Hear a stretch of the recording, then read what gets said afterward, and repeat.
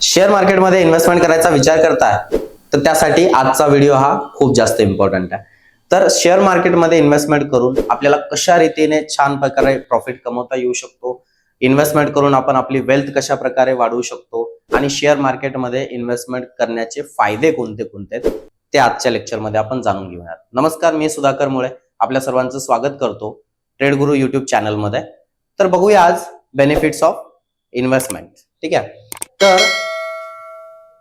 Share मार्केटमध्ये ज्यावेळेस आपण इन्व्हेस्टमेंट करतोय त्याचे काही हे बेनिफिट्स आहेत, जसं की कॅपिटल अप्रिशिएशन। म्हणजे काय, तर तुमच्या पैशांची इथे वाढ होत असते। कॅपिटल अप्रिशिएट म्हणजे तुमचं जे काही अमाऊंट तुम्ही इन्व्हेस्ट केलेली असेल या इन्व्हेस्टेड अमाऊंटचं वाढ होते, अप्रिशिएट होत आहे। म्हणजे काय होत आहे, तर तुम्ही एखादे शेअर घेतलेले असेल, फॉर एक्झाम्पल SBI चे शेअर्स तुम्ही खरेदी केलेले आहेत आणि हे खरेदी केलेले शेअर्स ज्यावेळेस वाढतील त्यावेळेस तुम्हाला प्रॉफिट भेटणार। जसं की 500 रुपयाला किंवा 600 रुपयाला तुम्ही खरेदी केलेला आहे आणि याचा रेट 600 होणार, 700 होणार, 800 होणार, 900 होणार, 1000, 2000, जसा जसा रेट त्याचा वाढत जाईल तसं तसं तुमची अमाऊंट अप्रिशिएट होत जाणार, म्हणजे तुमची अमाऊंट वाढत जाणार आहे। हा एक मेजर फायदा ज्यावेळेस आपण लॉंग टर्म इन्व्हेस्टमेंट करतो त्यावेळेस तुम्हाला बघायला मिळतो।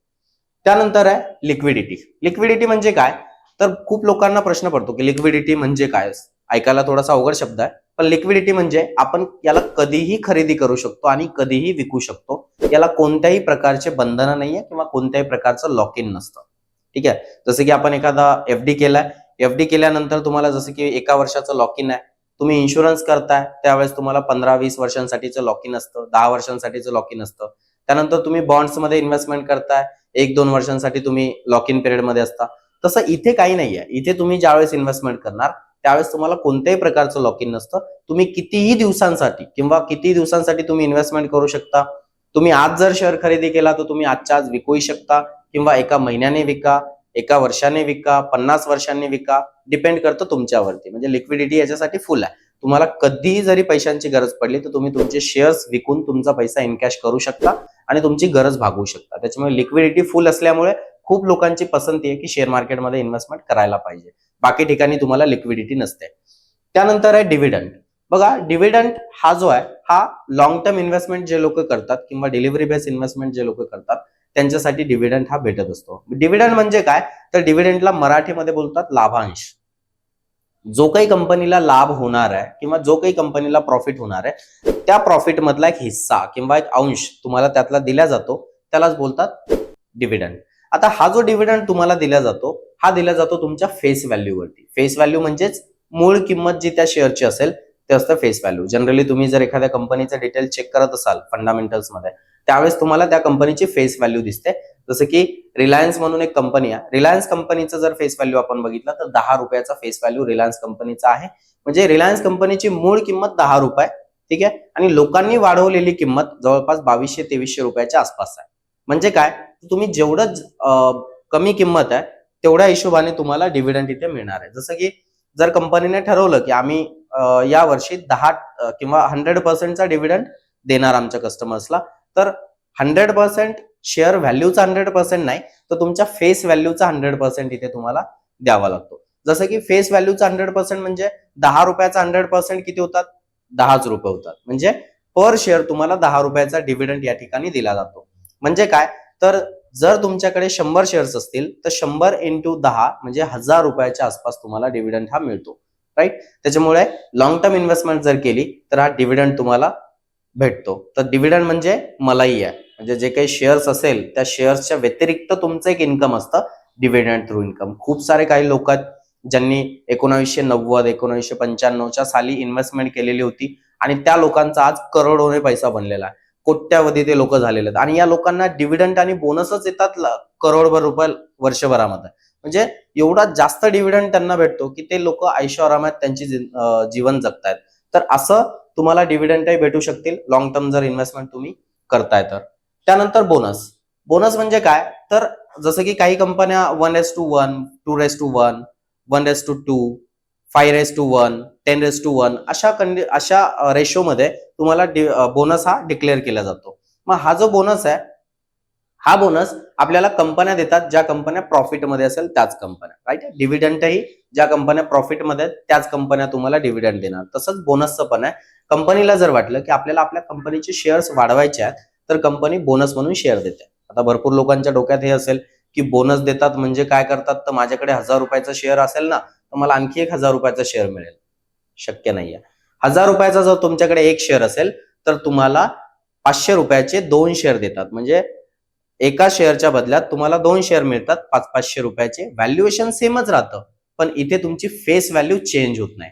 जसं की स्प्लिटमध्ये 10 रुपयाचा फेस व्हॅल्यू असेल आणि तो फेस व्हॅल्यू जर 5 रुपये झाला, तर अशा कंडिशनमध्ये तुमचा फेस व्हॅल्यू हाफ केला जातो, म्हणजे अर्धा केला जातो आणि तुम्हाला 10 रुपयाचा एक शेअर जर तुमच्याकडे असेल तर 5-5 रुपयाचे तुम्हाला 2 शेअर दिले जातात. एक सिंपल उदाहरण सांगू, जसं की तुमच्याकडे 100 रुपयाची एक नोट असेल तर 50-50च्या तुम्हाला 2 नोटा दिल्या जातील, म्हणजेच स्प्लिट, राईट.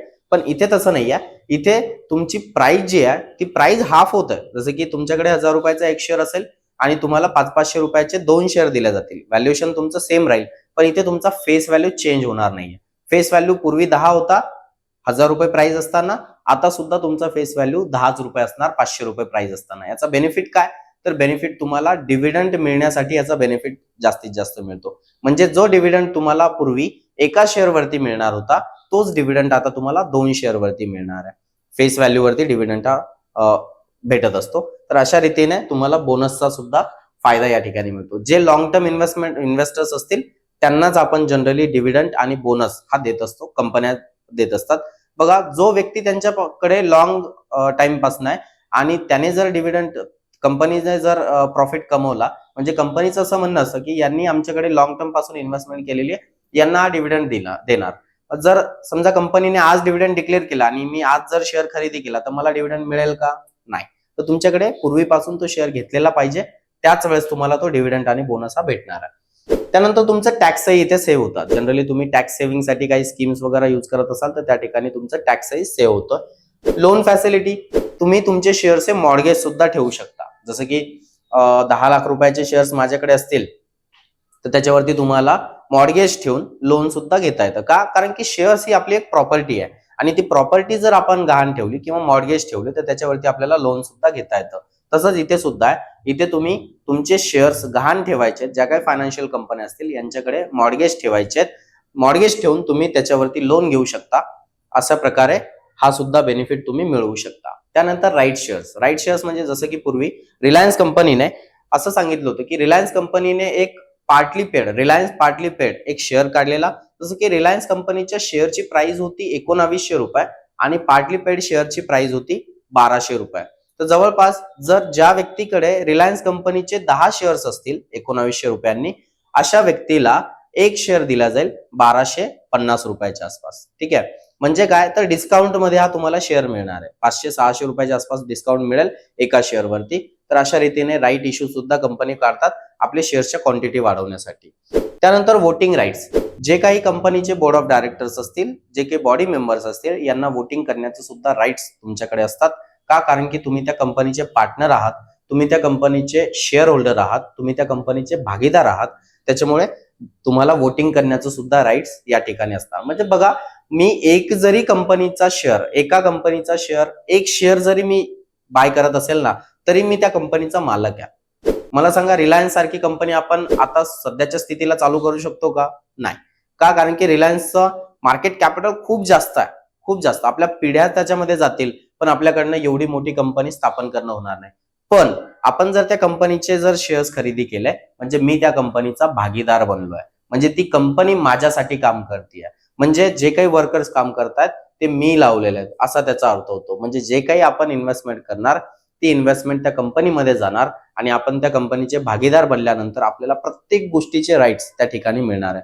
जसाही कंपनीचा बिझनेस ग्रो होणार तसं आपले पण व्हॅल्युएशन ग्रो होत राहणार, आपली पण त्याच्यामध्ये वाढ होत राहणार आहे.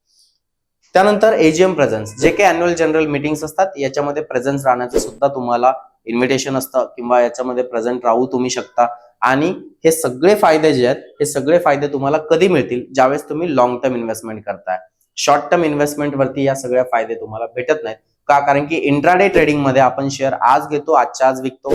डेरिव्हेटिव्ह ट्रेडिंग मध्ये आज शेअर्स आपण खरेदी करत नाही, तर तिथे आपण कॉन्ट्रॅक्ट खरेदी करत असतो. त्याच्यामुळे ते ऍक्च्युअल शेअर्स नसतात. पण ऍक्च्युअल शेअर्स आपण कधी खरेदी करतो? ज्यावेळेस आपण ते शेअर्स डिलिव्हरी मार्केटमध्ये घेणार. आणि डिलिव्हरी मार्केटमध्ये शेअर्स खरेदी करत असताना तुम्हाला पूर्ण मार्जिन द्यावं लागतं. जसं मला एखाद्या प्लॉटची रजिस्ट्री करायची असेल तर मला पूर्ण पैसे समोरच्या व्यक्तीला द्यायचे आणि त्या प्लॉटची रजिस्ट्री माझ्या नावावरती करून घ्यायची. तशाच रीतीने डिलिव्हरी बेस्ड इन्व्हेस्टमेंट आहे. म्हणजे जर तुम्ही लॉंग टर्म इन्व्हेस्टमेंट करण्याचा विचार करत असाल तर तुम्हाला पूर्ण पैसे भरूनच त्या सिक्युरिटीज आपल्या नावावरती कराव्या लागतील आणि जर त्या सिक्युरिटीज तुमच्या नावावरती झाल्या तर तुम्हाला हे सर्व फायदे मिळू शकतात लॉंग टर्म इन्व्हेस्टमेंटसाठी. भरपूर लोकांनी काही जसं की एक बुलेटचं उदाहरण काही लोक देतात, काही लोक इन्फोसिसचं उदाहरण देतात, काही लोक विप्रोचं उदाहरण देतात. जसं की 1990, 1995, 1997च्या काळात ज्या लोकांनी इन्फोसिस कंपनीमध्ये जवळपास 10,000 रुपयाची इन्व्हेस्टमेंट केलेली असेल तर त्या व्यक्तीचे आजच्या कंडिशनला जवळपास 40 ते 50 CRच्या आसपास त्यांची अमाऊंट बनलेली आहे. म्हणजे एवढा जास्त बेनिफिट आपल्याला भेटतो कधी लॉंग टर्म इन्व्हेस्टमेंटमध्ये. पण जर तुम्ही विचार केला असेल की मला जर एवढा जास्त बेनिफिट भेटतोय जवळपास 25 ते 30 वर्षांमध्येच, तर मी एखादा जर प्लॉट घेतलेला असेल 1990ला 10-20 हजार रुपयाचा तर त्याची आज एवढी व्हॅल्यू वाढली आहे का? नाही. तर जास्तीत जास्त बेनिफिट किंवा जास्तीत जास्त वाढ जी असते ही शेअर्स मध्येच आहे. त्याच्यामुळे इन्व्हेस्टमेंट करताना तुम्ही शेअर मार्केटचा विचार करू शकता. इन्फोसिस कंपनी सारख्या कंपन्यांमध्ये त्यावेळेस 10,000 रुपये इन्व्हेस्ट केले असते तर आज आपण करोडपती झालो असतो आणि आपल्याला डिव्हिडंडच करोडोच्या आसपास मिळाला असता पर इयरच्या हिशोबाने. जर आपण काही कॅल्क्युलेशन्स आहेत त्याचे कॅल्क्युलेशनच्या हिशोबाने जर बघितलं तर आपल्याला ऑलमोस्ट 50 ते 60 लाख रुपयाच्या आसपास डिव्हिडंडच मिळतो पर इयरली. कारण की इन्फोसिस अशी कंपनी की वर्षातून 2 वेळेस डिव्हिडंड देत असते. 6-6 महिन्यांना त्यांचे डिव्हिडंड मिळतात. त्यांचे आत्ताच रिसेंटली डिव्हिडंड पण डिक्लेअर झालेला. तर अशा कंडिशनमध्ये ज्या कंपन्या तुम्हाला डिव्हिडंड देतात, ज्या कंपन्या प्रॉफिटमध्ये असतील अशा कंपन्यांमध्ये तुम्ही तुमची इन्व्हेस्टमेंट केली पाहिजे. तुम्ही तुमचा पोर्टफोलिओ डायव्हर्सिफाय केला पाहिजे. एकाच कंपनीचे शेअर्स घेऊन ठेवता कामा नये. तुम्हाला वेगवेगळ्या कंपन्यांचे शेअर्स इथे खरेदी करून ठेवावे लागतील. तुम्ही तुमचा पोर्टफोलिओ जेवढा जास्तीत जास्त डायव्हर्सिफाय करणार तेवढं भविष्यामध्ये तुम्हाला जास्तीत जास्त रिटर्न्स मार्केटमधनं मिळू शकतील. व्हिडिओ आवडला असेल तर लाईक करा, सबस्क्राईब करा आणि आमच्या चॅनलला आत्ताच सबस्क्राईब करा. धन्यवाद.